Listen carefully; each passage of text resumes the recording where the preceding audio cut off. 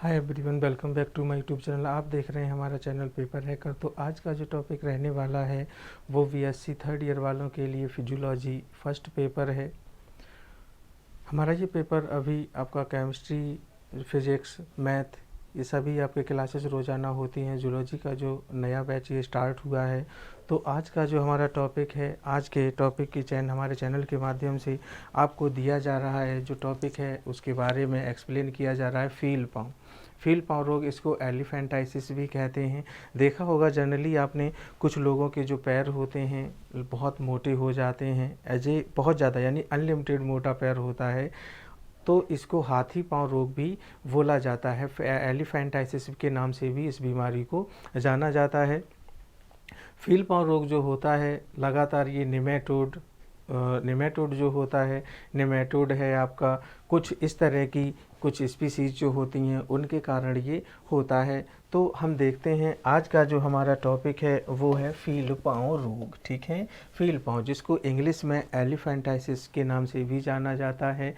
इसका परजीवी क्या होता है, इसकी संरचना किस तरह की होती है, रोकथाम क्या है और इस फील पाँव रोग की लाइफ साइकिल क्या है। तो फील पाँव रोग जो होता है एलिफेंटाइसिस के नाम से भी जाना जाता है। जनरली आप लोगों ने देखे होंगे कि जो पैर होते हैं किसी किसी का बहुत ज़्यादा हैवी हो जाता है, देखने में बहुत मोटा लगता है, अलग तरीके का दिखता है, बहुत ही ऑड टाइप का लगता है। एलिफेंटाइसिस होता है ये आपका निमेटेड जो होता है, निमेटेड ब्यूचेरिया ब्रैंकोफोटाई के द्वारा ही, ब्रैंकोफोटाई है ब्यूचेरिया के द्वारा होता है। तो ये खतरनाक रोग होता है आपका। देखते हैं एलिफेंटाइसिस यानी फील पाँव रोग। इसे हाथी पाँव के नाम से भी जाना जाता है। यह रोग निमेटेड ब्यूचेरेरिया ब्रैंकोफटाई के कारण होता है। ठीक है, इसका मुख्य कारण जो है निमेटेड ब्यूचेरेरिया ब्रैंकोफटाई के कारण होता है। यानी जो आपका निमेटेड ब्यूचेरेरिया ब्रैंकोफटाई जो है इसी के कारण ये एलिफेंटाइसिस रोग होता है। अगर हम इसकी वर्गीकरण की बात करते हैं, क्लासिफिकेशन की बात करते हैं, तो ये संघ निमेटेड में आता है, क्योंकि निमेटेड आपका ब्यूचेरेरिया ब्रैंकोफटाई निमेटेड जो है संघ है एक, और आपका ब्यूचेरिया ब्रैंकोफटाई ये इसका डिसीज का मेन कारण है। गढ़ की बात करें तो इसका गढ़ होता है फाइलेरोइडिया और वंश होता है ब्यूचेरेरिया। ठीक है, तो एक दो नामों से ये बना, एक संघ निमेटेड और जो इसका वंश है वो ब्यूचेरिया है। ब्रैंक्टोफाई गढ़ बात करते हैं गढ़ की, तो गढ़ होता है फाइलोरोइडिया। ठीक है, ये जो रोग होता है विश्वव्यापी, यानी इसका जो परजीवी होता है ये ऑल वर्ल्ड में पाया जाता है। ठीक है, जैसे विश्वव्यापी है ये, अब विश्वव्यापी का मतलब है कि ये हर जगह पाया जाएगा। जैसे आपका ये परजीवी चीन में भी पाया जाता है, जापान में भी पाया जाएगा, कोरिया, भारत, बहुत सारे देश हैं जिनमें ये एलिफेंटाइसिस रोग पाया जाता है। ये एलिफेंटाइटिस रोग ये जो है पैरासाइट्स एक परजीवी होता है जो मनुष्य की सेल्स में जाकर अटैक करता है, वहाँ से ये बीमारी को प्रोड्यूस करता है। स्वभाव की अगर हम बात करते हैं, इसका स्वभाव किस तरीके का होता है, तो स्वभाव की बात करते हैं, यह रक्त एवं लसीका यानी ब्लड एवं लिम्फ, ठीक है, रक्त और लसीका में रहता है। मनुष्य इसका प्राथमिक तथा मच्छर जो होता है वो इसका मध्यक पोषक होता है। जो निमेटेड ब्यूचेरेरिया जो है ये मनुष्य के ब्लड में पाया जाएगा, लिम्फ में पाया जाएगा। तो ह्यूमन्स जो होता है इसका प्राथमिक न्यूट्रिएंट्स होता है, और जो मॉस्किटो होता है वो मध्यक न्यूट्रिएंट्स होता है, यानी द्वितीय पोषक होगा, और मनुष्य जो होगा वो प्राथमिक पोषक होता है। बात करते हैं हम इसकी संरचना की, इसके आकार यानी संरचना जो होती है इसकी, तो संरचना देखिए एक बेलनाकार एवं क्रमिवत होती है। बेलनाकार का मतलब यानी कि बेलन के टाइप की होती है, बेलनाकार, और इसका रंग जो होता है हल्का क्रीम कलर का होता है, हल्का क्रीम सफ़ेद रंग का होता है। मुख साधारण होता है और इसके अंदर वल्व ईसोफेगल्स नहीं होते हैं।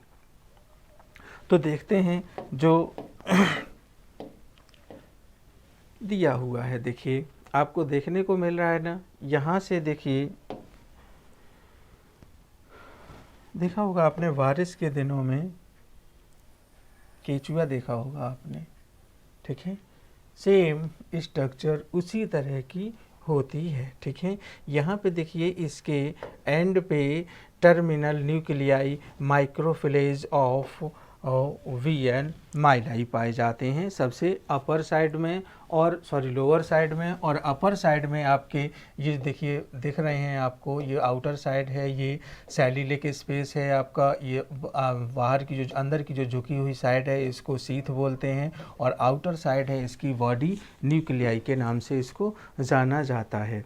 ठीक है, तो इसकी जो स्ट्रक्चर होती है बहुत ही यानी सिंपल होती है, बेलनाकार टाइप की होती है। रंग इसका देखने में आपको हल्का क्रीमी लगेगा, हल्का सा क्रीम कलर का दिखाई देता है देखने में। ऐसे मान लीजिए जैसे आपने देखा होगा बारिश के दिनों में एस्केरिस देखे होंगे आपने, एस्केरिस यानी केचुए जो निकलते हैं ज़मीन पर घूमते रहते हैं बारिश के दिनों में कच्ची जगह पर, सेम संरचना इसकी वैसी होती है बॉडी का स्टाइल, लेकिन ये जो होता है इसका कलर थोड़ा अलग होता है, चूँकि ये मनुष्य के अंदर पाया जाता है, वो अर्थ में पाया जाता है। तो एस्केरिस और इसका कलर थोड़ा डिफरेंट होता है। लगभग इनकी जो बॉडी स्ट्रक्चर होती है वो सेम होती है, वो आकार में बड़े होते हैं एस्केरिस, और ये आकार में छोटे होते हैं। तो निमेटेड ब्यूचेरेरिया जो होते हैं बहुत ही अलग टाइप की इनकी संरचना होती है।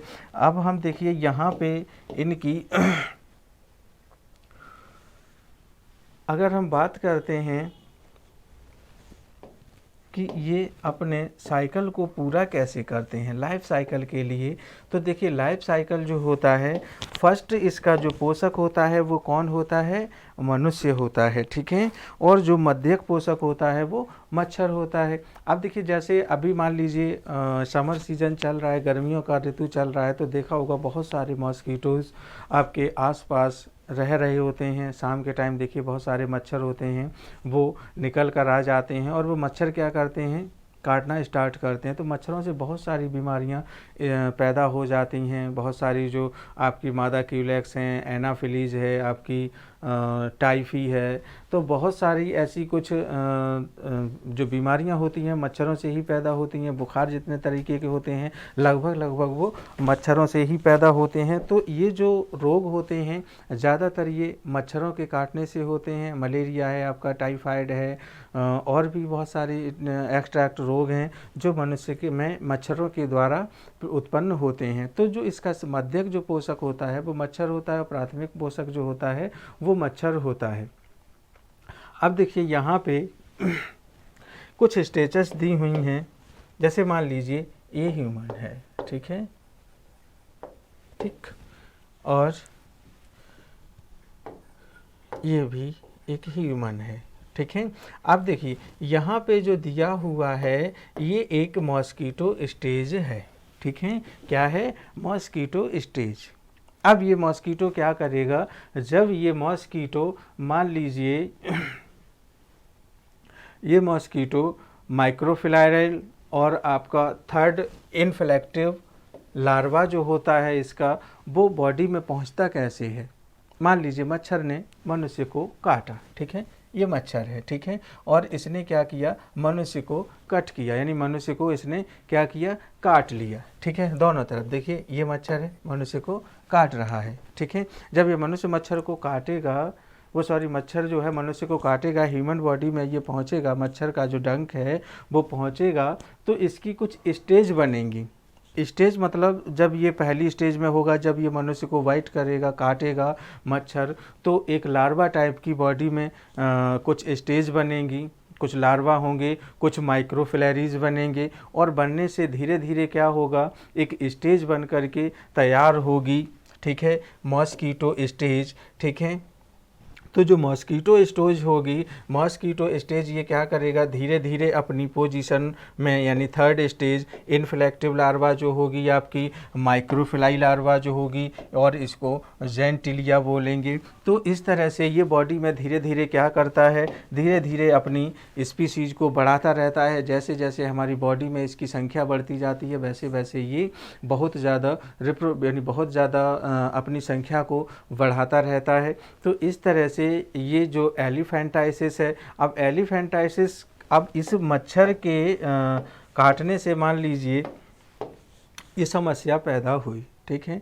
मॉस्किटो जो है, अब देखिए एलिफेंटाइसिस रोग जब बनेगा तो देखिए जो पैर है, एक पैर आपका मान लीजिए ये सामान्य है एक तरीके का, और दूसरा पैर ये एलिफेंटाइसिस यानी देखने में इसका जो फुट होता है वो बहुत बड़े आकार का हो जाता है। इसकी जो फेट होती है वो बहुत ज़्यादा बढ़ जाती है, बहुत ज़्यादा मोटा हो जाता है पैर, मतलब अलग तरीके का एकदम दिखता है, जिसको एलिफेंटाइसिस रोग होता है, यानी फील पाँव रोग जिसको होता है, बहुत ही ज़्यादा दिखने में अलग तरीके का लगता है।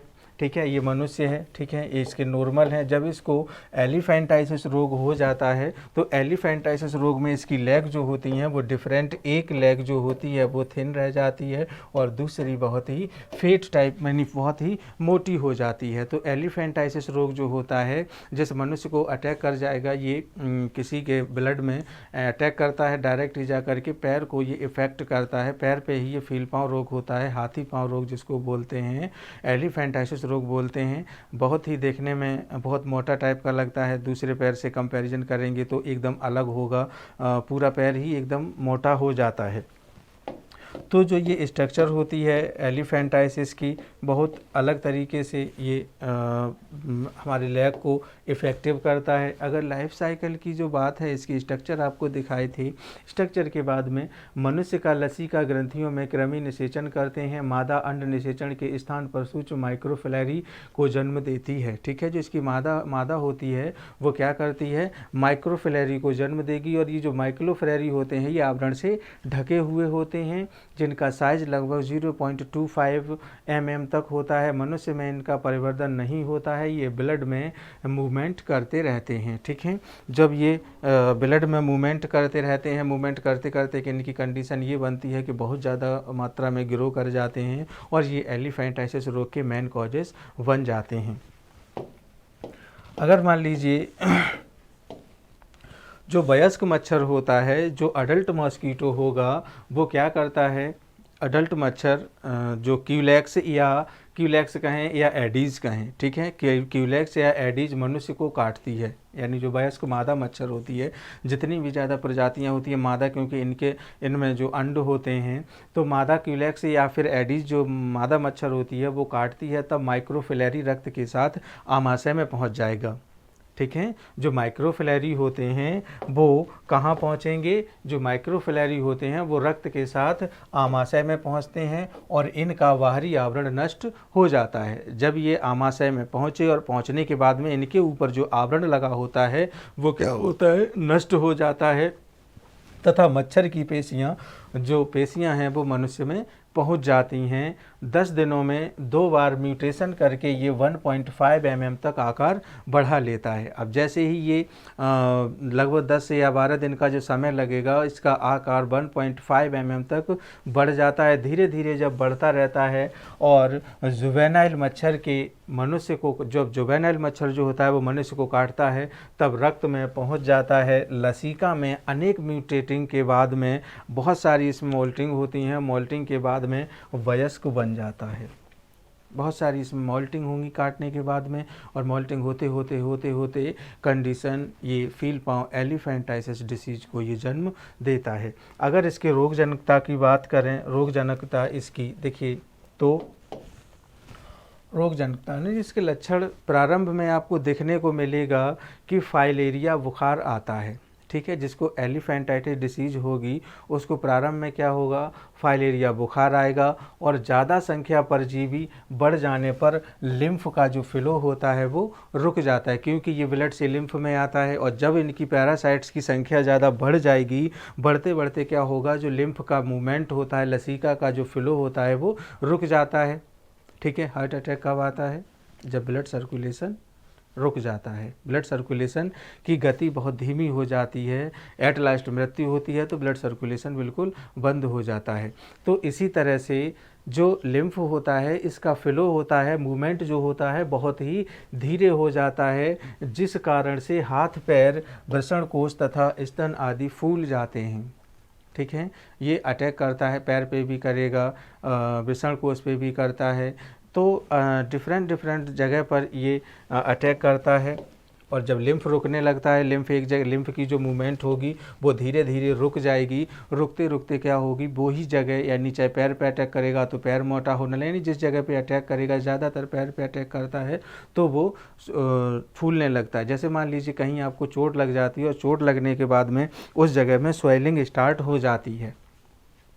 चोट तुरंत लगेगा और कुछ 10-5 मिनट के बाद में उस जगह पर स्वेलिंग यानी सूजन स्टार्ट हो जाएगी। ऐसा यूँ होता है, मान लीजिए जिस जगह पे हमको चोट लगी वहाँ की जो सेल्स थीं, मान लीजिए ज़्यादा तेज़ चोट लगा तो वहाँ की जो सेल्स थीं वो कैसी हुई, एकदम डैमेज हो गई। और सेल्स के डैमेज होने से होता क्या है, आगे की जो सर्कुलेशन होती है, ब्लड सर्कुलेशन, वो रुक जाती है। जहाँ थी वहीं रुक जाएगी, उतनी जगह को डैमेज करेगी और वहाँ पर जो लिम्फ का जो फ्लो होता है वो रुक जाता है। रुकने के बाद में कुछ समय के लिए स्वेलिंग आ जाती है। जब उसकी सिकाई करेंगे सेल्स रिपेयर हो जाएंगे, रिपेयर होने के बाद में ब्लड सर्कुलेशन कंटिन्यूसली हो जाएगा तो स्वेलिंग ख़त्म हो जाएगी। इस तरीके से ऐसे ही फील पाँव एलिफेंटाइसिस रोग का भी सिस्टम होता है कि जब इनमें पैरासाइट्स बहुत ज़्यादा मात्रा में बढ़ जाते हैं, बहुत ज़्यादा बढ़ जाते हैं तो लिम्फ को ये क्या करते हैं, लिम्फ के फ्लो को रोक देते हैं। और जब लिम्फ का फ्लो रोकने लगता है तो लॉन्ग टाइम के लिए ये डिसीज उत्पन्न हो जाती है। आगे हम देखते हैं इसके जो बचाव हैं, बचाव की अगर हम बात करते हैं, उपचार हैं, इसके बचाव हैं, ट्रीटमेंट की अगर हम बात करें तो ट्रीटमेंट जो है एनीमोनी एवं आर्सेनिक, इनके बचाव के लिए दी जाने वाली मेडिसिन्स हैं। ठीक है, एक तो एनीमोनी है एंड आर्सेनिक, ये इस तरह की मेडिसिन्स हैं जो इसके रोकथाम के लिए दी जाती हैं। इसका कोई अभी तक एलिफेंटाइसिस रोग का कोई उचित उपचार अभी तक नहीं ढूंढा गया है, लेकिन हम हाँ बचाव ज़रूर कर सकते हैं। इसका बचाव के लिए क्या करना चाहिए, देखिए बचाव है, बचाव में जब मान लीजिए हमें मच्छर से ही ये बीमारी होती है, मच्छर के काटने से होती है, तो मच्छरों का हम रोकथाम करते हैं। जैसे मच्छरों की संख्या कंट्रोल करने के लिए कीटनाशकों का प्रयोग किया जाता है।